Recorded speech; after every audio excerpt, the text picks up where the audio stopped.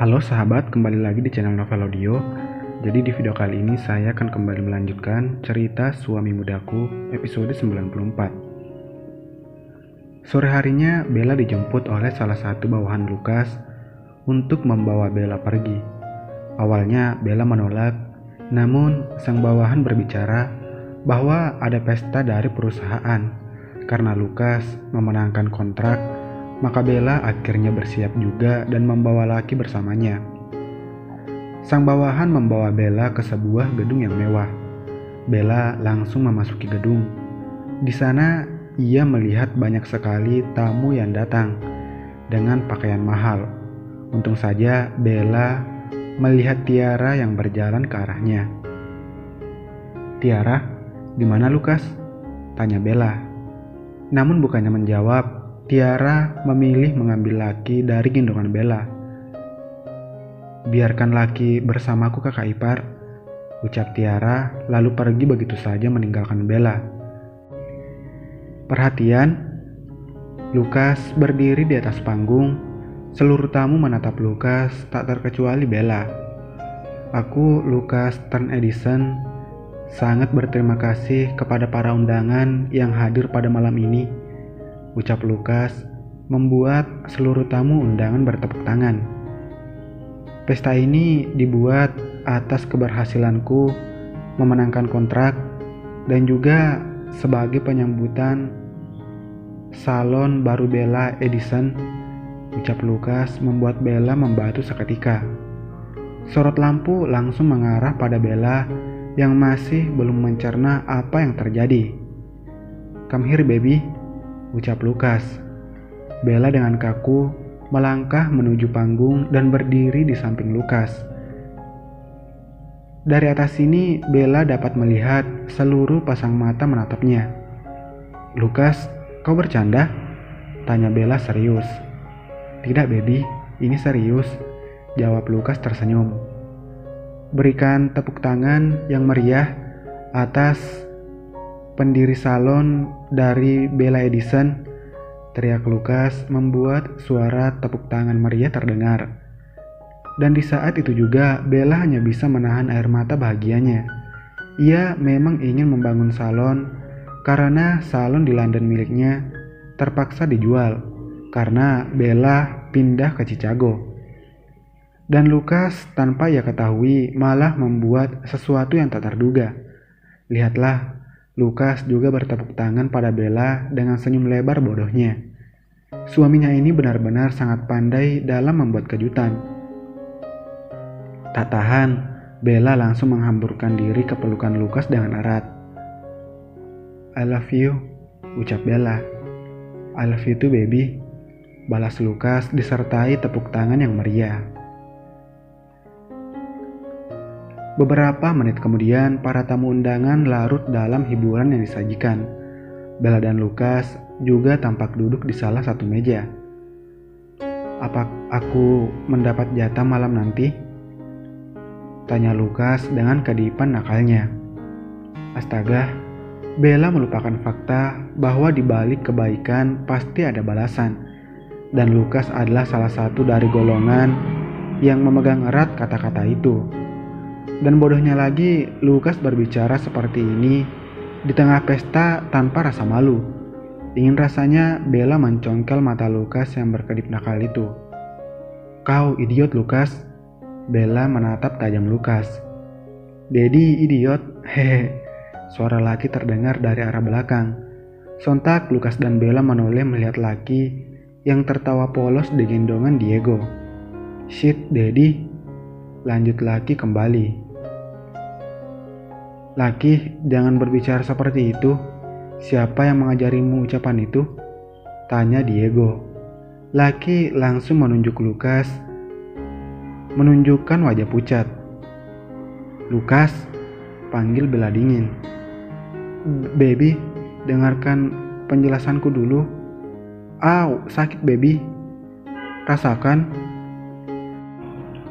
Pukul 9 pagi, Lukas House, Chicago, Amerika Serikat. Lukas duduk di tepi ranjang dengan keadaan setengah sadar. Matanya masih belum membiasakan diri, dan akhirnya Lukas kembali menjatuhkan dirinya ke kasur. "Baby," panggil Lukas. Namun tak ada sahutan dari suara Bella yang biasanya sudah sibuk memarahinya. "Baby?" Suasana sepi yang Lukas dapatkan kembali. Merasa ada yang tak beres, Lukas langsung bangkit dari tidurnya, berjalan ke arah kamar mandi. Kosong. Berdecak pelan, Lukas keluar dari kamar sambil memanggil Bella. Ia turun ke lantai dasar menuju dapur, dan keadaan di sana masih sama, kosong. Lukas mulai panik. Ia berlari ke arah ruang tamu, taman dan teras rumah, tetapi Bella dan Lucky tidak ada dimanapun.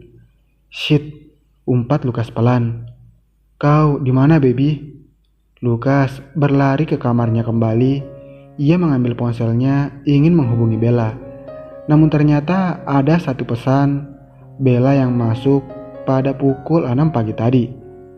Lukas dengan cepat membuka isi pesan Bella dan membacanya. "Lukas, aku, Lucky dan Tiara pergi bersama Crystal hari ini menuju London untuk melihat London Fashion Week. Mungkin besok malam aku akan kembali ke Chicago. Sarapan pagi sudah aku siapkan, makan yang banyak dan tetap bekerja dengan baik. Ingat, jangan menyusahkan orang lain, Lukas. Dan jangan berani menggangguku." Lukas berdecak tak suka membaca isi pesan Bella dan bagian bawah pesan yang seakan melarang Lukas untuk menghubungi Bella hingga besok malam. Artinya malam ini ia tidur sendiri tanpa ada Bella dan Lucky di sampingnya. "Ah," teriak Lukas pelan dan kembali menjatuhkan dirinya di kasur. Jika begini keadaannya, maka Lukas sudah malas untuk pergi ke kantor, mengerjakan semua tugasnya, dan berkutat dengan kertas-kertas yang menyebalkan.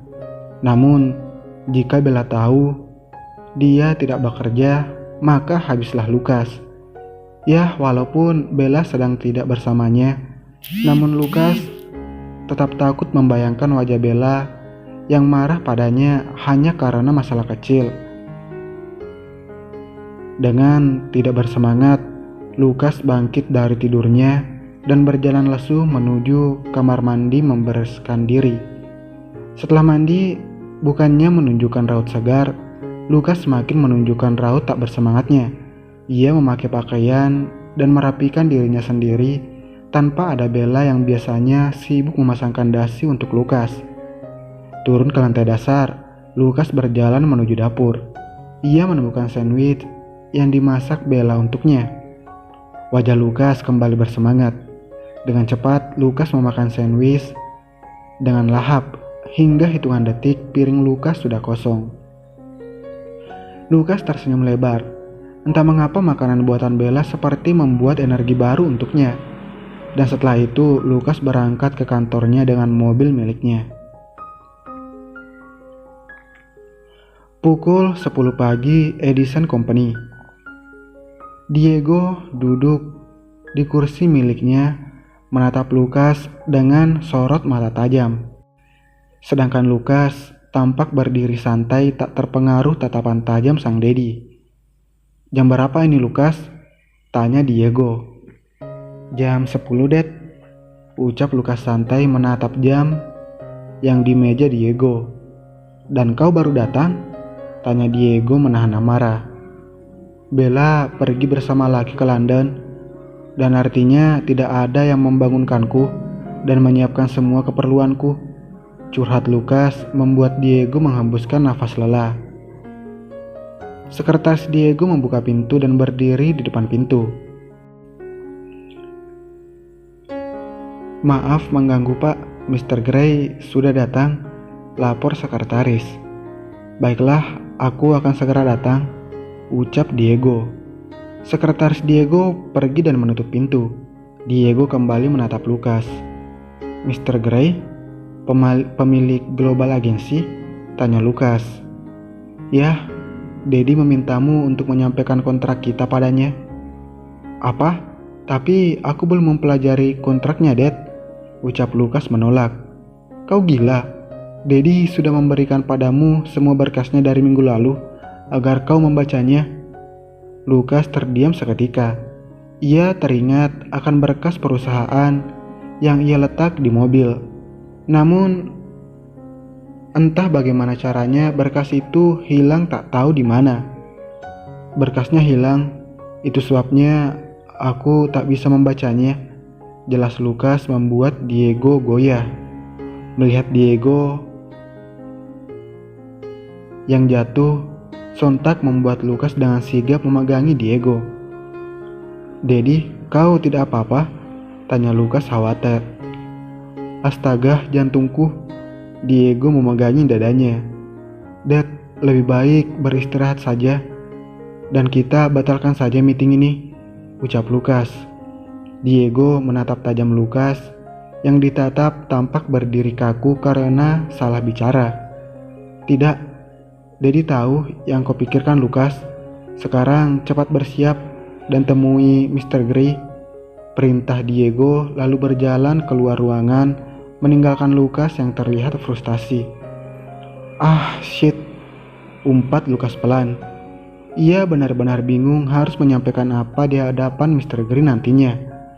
Dan benar saja Lukas tampak bingung dan tak mengerti akan kontrak yang ia tawarkan.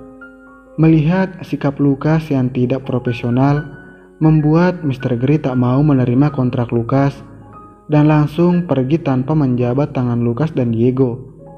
Diego yang melihat peluang emasnya lenyap langsung memanggil Lukas untuk berbicara. Maafkan aku, Dad, sesal Lukas. Diego hanya bisa menghembuskan nafas lelah. Ia menutup matanya merasakan pusing di kepala akibat perbuatan Lukas. Dan tiba-tiba, bruk, Dad, bersambung.